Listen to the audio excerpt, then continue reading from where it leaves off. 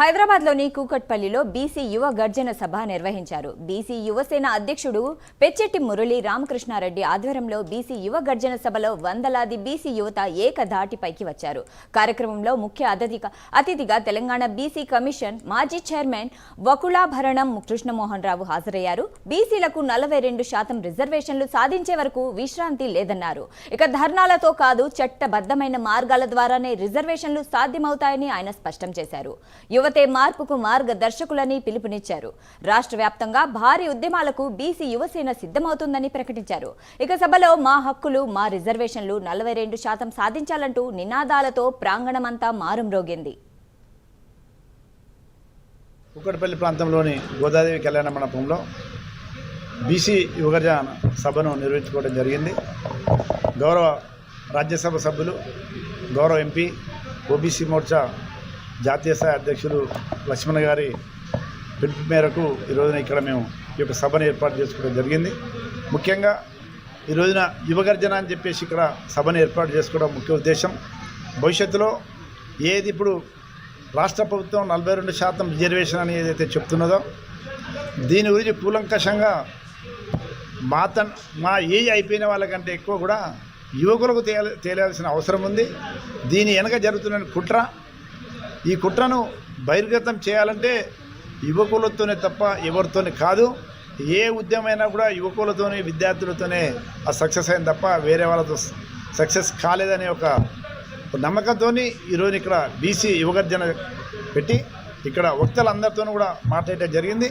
నిజంగా 42% అనేది కూకట్పల్లి ఎల్లమ్మ మండలం గోదా కృష్ణ ఈ ఫంక్షన్ హాల్లో పెద్ద ఎత్తున బీసీ యువగర్జన పేరిట ఒక మహా కార్యక్రమం జరిగింది.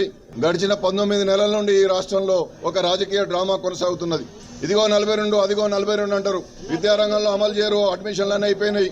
ఉద్యోగ రంగంలో ఉద్యోగాలన్నీ నింపేసిండ్రు. 2 సంవత్సరాల నుండి స్థానిక సంస్థలకు ఎన్నికలు లేవు. ఎక్కడికక్కడ స్థానిక సంస్థల్లో ఒక నిర్వీర్యమైనటువంటి పరిస్థితి ఏర్పడ్డది. అందుకోసమే ఇవాళ బీసీ సామాజిక సంఘాలతో పాటు యువకులను కూడా ఉత్తేజపరిచి ఈ ఉద్యమంలో మా హక్కుల కోసం యువత ముందుకు వస్తేనే ఏదైనా సాధించగలుగుతుందని చెప్పి మా బీసీ యువసేన అధ్యక్షుడైనటువంటి మా మురళీకృష్ణ ఆధ్వర్యంలో ఈరోజు ఈ ఎల్లమ్మ బండ కూకట్పల్లిలో బీసీ గర్జన కార్యక్రమం జరిగింది. ఇక రాజకీయ డ్రామాలు బంద్ చేయండి. మీరు రాజకీయ ఒత్తిళ్లతో కాదు, రాజ్యాంగ ప్రక్రియలు చేయండి.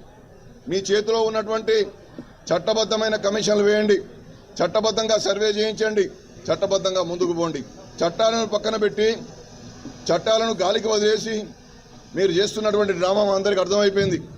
మా బీసీలను కూడా చదువుకున్నాం, మాకు రాజ్యాంగం తెలుసు, సుప్రీంకోర్టు జడ్జిమెంట్లు తెలుసు, ఎవరు ఏ విధంగా ముందుకు పోతున్నారో తెలుసు. ఈ రాష్ట్రంలో చట్టబద్ధంగా పోనటువంటి బీహార్ పరిస్థితి ఏందో తెలుసు. ఈ రాష్ట్రంలో చట్టబద్ధంగా పోయినటువంటి అనేక రాష్ట్రాల్లో అక్కడ హైకోర్టులో, సుప్రీంకోర్టులో కొట్టివేతకు గురైనటువంటి పరిస్థితులు తెలుసు. బీసీ యువ గర్జన కార్యక్రమం ఇక్కడ ఎల్లమ్మ బండ కూకట్పల్లిలో ఏర్పాటు చేయడం జరిగింది. సుమారు 4 రాష్ట్రాల నుంచి చాలామంది ప్రతినిధులు ఈ సమావేశానికి రావడం జరిగింది. అయితే ముఖ్యంగా బీసీలకు జరుగుతున్న అన్యాయాలపై గలం ఇప్పడమే ఈ బీసీ యువ గర్జన యొక్క ముఖ్య ఉద్దేశము. ఎందుకంటే రిజర్వేషన్ కోల్పోవడం ద్వారాగా బీసీల్లో ఉన్నటువంటి 26+1 కులాలు 11 సంవత్సరాలుగా చాలా నష్టాలని ఎదుర్కొన్నాము. దాని మీద చాలామంది దగ్గరికి తిరగడం జరిగింది. ఈ భారతదేశంలో బీసీల బలంతోటే ఉన్నాము మేము, బీసీల ప్రభుత్వాలే అని చెప్తున్నటువంటి పార్టీలు కనీసం మాకు అపాయింట్మెంట్ కూడా ఇవ్వని పరిస్థితి జరిగింది. 2 దఫాలుగా పనిచేసినటువంటి బీఆర్ఎస్ ప్రభుత్వంలో కానీ, ఇప్పుడు రన్నింగ్లో ఉన్నటువంటి కాంగ్రెస్ ప్రభుత్వంలో కానీ కనీసం మా బాధని, మా వేదనని చెప్పుకునేటటువంటి పరిస్థితి లేకుండా పోయింది. కనీసం వినతి పత్రం ఇద్దామంటే ఆ అవకాశం కూడా మాకు ఇవ్వట్లేదు. అలాగే అపాయింట్మెంట్ కోసం ఎప్పుడు ట్రై చేస్తూనే ఉన్నాము, అది కూడా జరగలేదు. ఇప్పటికే బీసీ కమిషన్ 4-5 సార్లు మమ్మల్ని పిలవడం జరిగింది, మా ఒపీనియన్స్ తీసుకోవడం జరిగింది. మా ఒపీనియన్స్ కూడా చెప్పాము. ఆ తర్వాత దాని మీద ఏ విధమైనటువంటి నిర్ణయం తీసుకోలేదు.